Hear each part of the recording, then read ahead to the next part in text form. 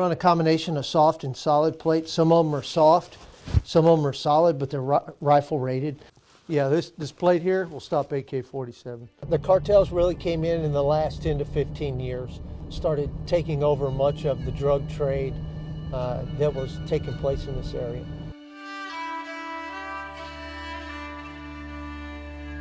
There's a complete change in the functionality of organized crime throughout our region when the prison gangs became contractors.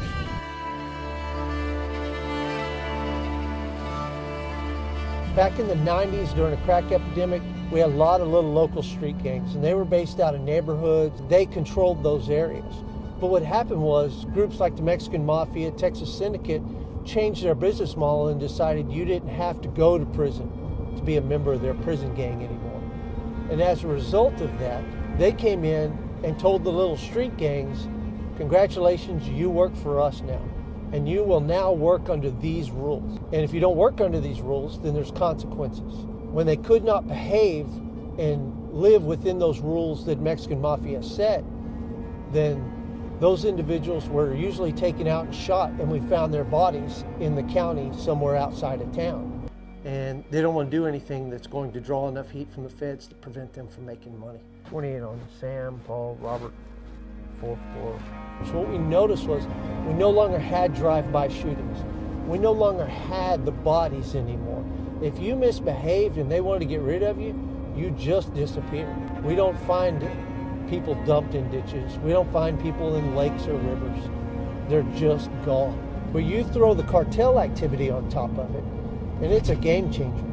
And so without the governor, and without this grant and our task force effort, we'd be in a world of hurt right now. That's one of the greatest fears that local law enforcement has right now, is that the legislature won't fund Operation Lone Star Grant, and they're not going to be able to keep up with criminal activity that's coming upon us because of the cartel's presence in our communities. It's just the unknowns. You know, you never know who you're going to stop. That's part of the problem that we have. You just don't know who you're coming up against. You may be stopping somebody that maybe grandma from down the road, or it might be a cartel member from, down in Guadalajara. You just never know. This is a house where the cartel had come in and had started to set up use it as a stash site, and we discovered it. And this is one of the places we found, because you can't see this house from the road. Remember, their goal is to make money. They're very smart about their business. They came in and bought all the houses for sale and turned it into a stronghold. Some of the remnants from when they were leaving stuff. These smuggling organizations are extremely intelligent, and they were preparing to use this place to store more people.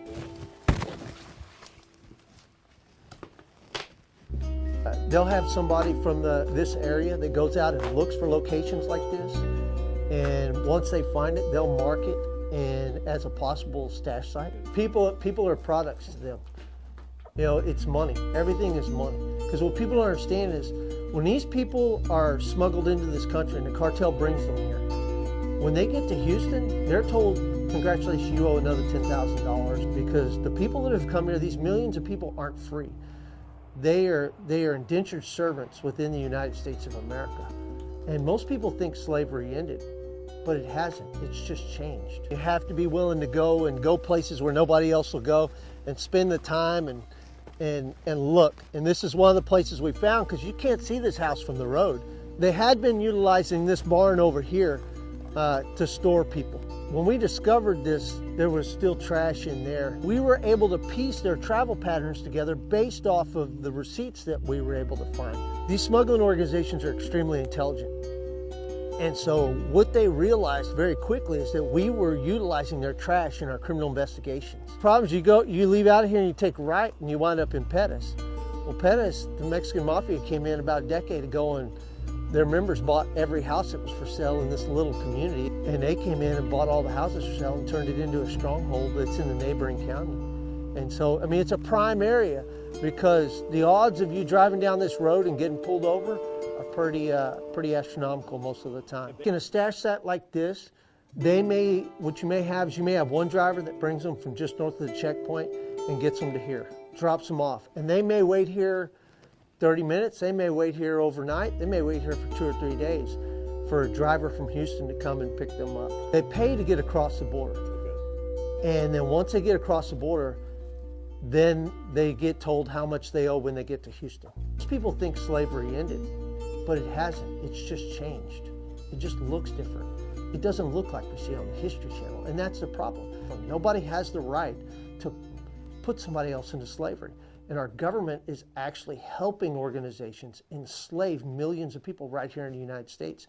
So if you'll look at these cars,